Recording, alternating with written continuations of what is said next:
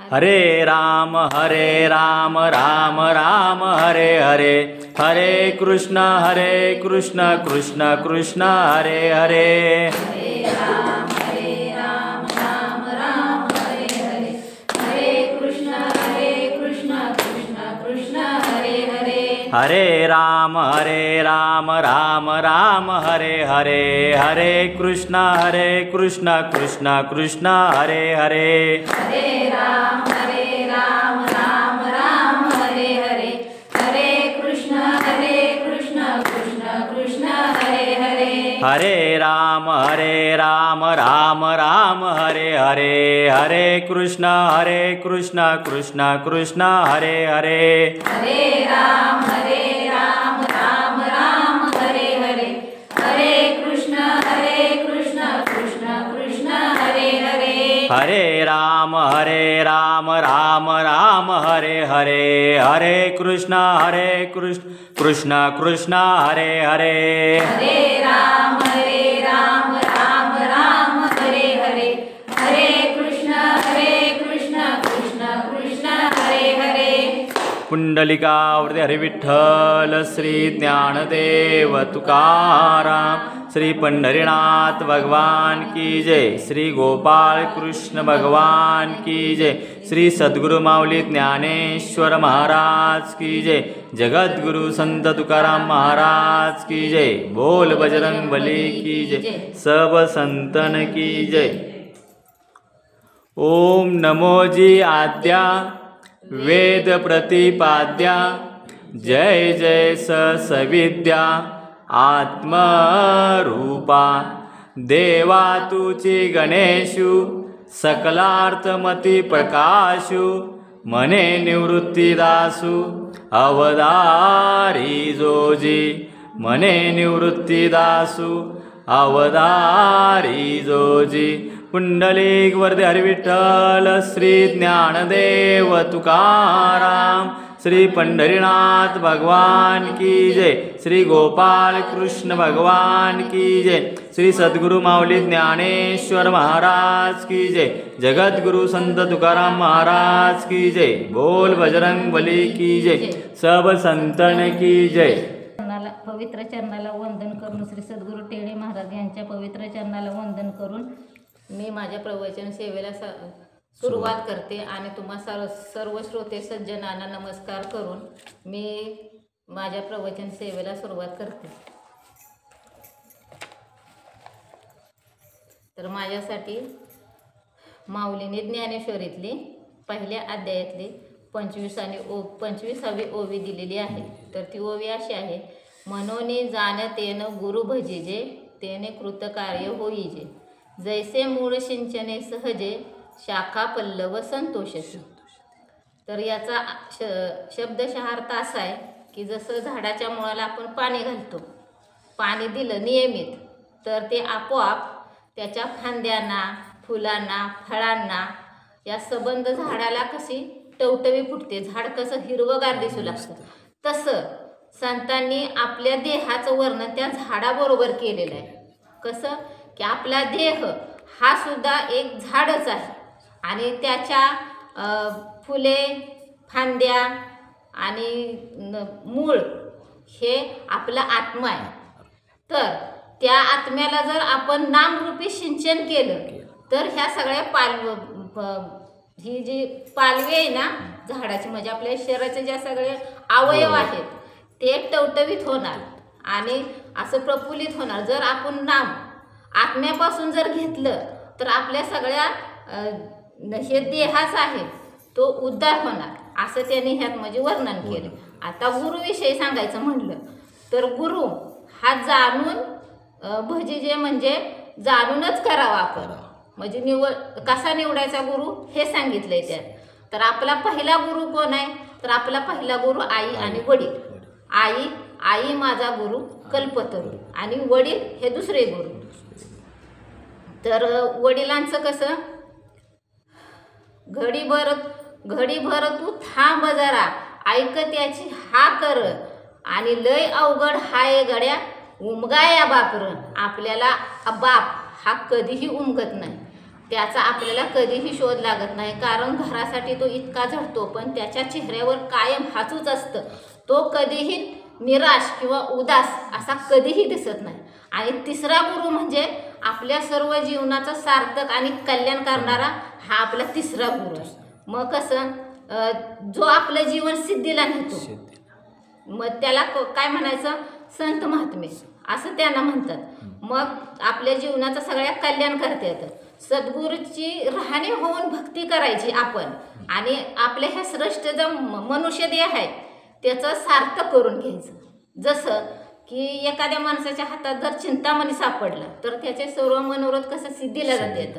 आणि तशी माझ्यावर जर सद्गुरूंची कृपा झाली, त्या कृपेला मी पात्र झालो, तर या संसाररूपी भवसागरातून ते मला पार करणारच ह्याची बरोबर आपल्याला गॅरंटी असतेच असते. तेव्हा आपल्या जीवनाचं सार्थक होणार. म्हणून राहणं होऊन कधीही सद्गुरूंची भक्ती करावी, आपल्या जीवनाचं सार्थक करून घ्यावं आणि सद्गुरूंची भक्ती करून पुन्हा पुन्हा त्यांना वंदन आणि नमस्कार करावा. याविषयी एक दृष्टांत मला आठवतो की रामदास आणि सद्गुरूंची आपल्यावर जर कृपा असली तर काळाला सुद्धा मागे परतावं लागतं. याविषयी एक छोटासा दृष्टांत आहे, तो तुम्हाला सांगणार आहे. रामदास स्वामींचा एक शिष्य, तर रामदास स्वामींना अंतर्ज्ञान झालं आणि त्यांना कळालं की उद्या माझ्या शिष्याचं मरण आहे. मग आता हे ते सांगू शकत नव्हते शिष्याला की उद्या तुझं मरण आहे. मग ते आता सांगणार कसं, तर त्यांनी शिष्याला सांगितलं दुसऱ्या दिवशी, तू आंघोळ वगैरे करून सगळं तयार हो, मी जसं सांगतो तसं तू फक्त कर. कारण त्याला रामदास स्वामींना माहीत असतं की याला काळ न्यायला आज येणार आहे. म्हणून त्यांनी काय केलं की एक घोंगडं अंतरलं आणि त्या घोंगड्यावर त्याला सांगितलं, मी जोपर्यंत मागे येत नाही तोपर्यंत या घोंगड्यावरचा तू अजिबात हलायचं नाहीस. तर तो म्हणाला ठीक आहे. त्यांनी गुरूंची आज्ञा मान्य केली. गुरूंची आज्ञा मान्य केल्यानंतर मग रामदास स्वामींनी त्याला बसवलं आणि ते निघून गेले. आता हे जी परीक्षेची वेळ आली होती, पण याला माहीत नव्हतं की आज आपली परीक्षा आहे असं त्या शिष्याला माहीत नव्हतं. तर काळ हा एका माणसाचं रूप घेऊन आला आणि त्याने एका पाटीतून असे आंबे आणले होते. एखाद्याचं मन म्हणजे सहज आकर्षण व्हावं त्या आंब्याचं, इतके आंबे ते चांगले होते. तर तो आला आणि म्हणाला आंबे पाहिजेत का, तर ह्याला म्हणजे लगेच लोभ सुटला त्या आंब्याचा आणि तो म्हणाला होय मला आंबे पाहिजेत. मग तो काळ काय म्हणाला, तू त्या घोंगडीवरून बाहेर ये तर मी तुला आंबे खायला देईन. तर तो म्हणाला मला सद्गुरूंची अशी आज्ञा आहे की ह्या घोंगडीवरून बाहेर जायचं नाही. मग काळ काय म्हणाला, मग मी तुला आंबे देऊ शकत नाही. तो म्हणाला नाही दिलेस तरी चालेल, पण त्याचं मन काय राहीना झाले, त्याला माझी आंबं खाण्याची खूप इच्छा झाली. इच्छा झाल्यानंतर मग त्याने काय केलं की असा घसपटच त्या काळापर्यंत गेला, पण त्याने घोंगडी सोडली नाही. त्यामुळं काळ जसा आला होता तसा परत निघून गेला. इतकी सद्गुरूंची कृपा असल्यानंतर पुण्याचं काम होतं की काळाला सुद्धा मागं जावं लागतंय. इतकी सद्गुरूंची कृपा श्रेष्ठ आहे, तर त्या कृपेला आपण पात्र व्हायला पाहिजे. जसं लोखंडाला सोनं करण्याची ताकद एका परिसात आहे किंवा मेलेल्याला जिवंत करण्याची ताकद एखाद्या अमृतात आहे, तसं त्याचप्रमाणे नराला नारायण करण्याची ताकद एका सद्गुरू संत महात्म्यामध्ये आहे. म्हणून राहण्याने सद्गुरूंची भक्ती करावी, त्यांची संगत करावी, त्यांना नेहमी नमस्कार करावा, वंदन करावं. जसं काम क्रोधाप्रमाणे ज्याची आय आहे त्याला आयुष्यात कसलीही वाण नाही, कशाचीही कमी नाही. त्याचप्रमाणे मी माझ्या सद्गुरूंचा अनुग्रहित झालंच पाहिजे, तरच आपला जन्म आहे तो सार्थकी लागेल, अन्यथा लागणार नाही. तर त्यांना जसं आवडेल तसं ते या मला संसारातून भगवंताच्या संसारात ठेवतील, तारून नेतील, माझे जीवन कृतकृत करतील, हा माझा संतांच्या पायी खरा विश्वास आहे. जसा सूर्य उगवल्यावर सर्व प्राणीमात्रांना सारखा सूर्यप्रकाश देतो, तो अजिबात थोडे देखील की हा असा आहे हा तसा आहे असा अजिबात भेदभाव करत नाही, तसं सद्गुरूरूपी सूर्याचा आमच्या जीवनात उदय झाला तर त्यांच्या विवेकरूपी बोलाच्या किरणांचा स्पर्श आमच्या अंतःकरणाला, हृदयाला होतो, मनाला होतो. तेव्हा आमच्या अंतःकरणातील काम, क्रोध, मद, मोह, मत्सर या विकारांचा प्रभाव हळूहळू कमी होऊ लागतो आणि आमच्या अंतःकरणात दैवी गुणांची म्हणजे दिव्य गुणांची पेरणी करून आम्हाला ईश्वर भेटीच्या मार्गावर नेतात. आणि संत संगत इतकी श्रेष्ठ आहे की त्याच्या म्हणजे आपल्याला तुलना करता येणार नाही किंवा वर्णन सुद्धा करता येणार नाही. आणि आत्मप्राप्तीचं अतिशय बळकट साधन म्हणजे काय तर ज्ञान आहे. म्हणून जो साधक ज्ञानाच्याद्वारे नामाच्याद्वारे भगवंताला जोडला जातो तोच साधक भक्तीच्या शिखरावर पोहोचतो.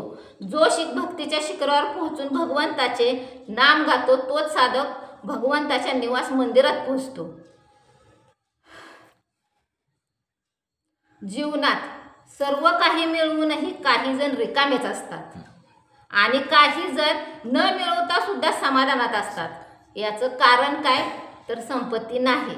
याचं कारण आहे फक्त संगती. आपल्याला संत संगती ही व्हायलाच पाहिजे की संतांच्या संगतीत संतांची संगत आपल्याला जर भेटली किंवा लाभली तर आपल्या आत्म्याला दिशा मिळणं, त्यांच्या सहवासात बसलं की आपल्याला स्वतःमध्ये डोकावायची शक्ती लाभते. त्यांचे शब्द आरशासारखे आपल्या मनात असतात. आपल्याला ते दोषासह सत्य दाखवतात, पण त्यांचे वेळी आशेचा किरण सुद्धा दाखवतात. संत म्हणजे फक्त ग्रंथातले शब्द नाही, ते चालतं बोलतं ज्ञान आहे.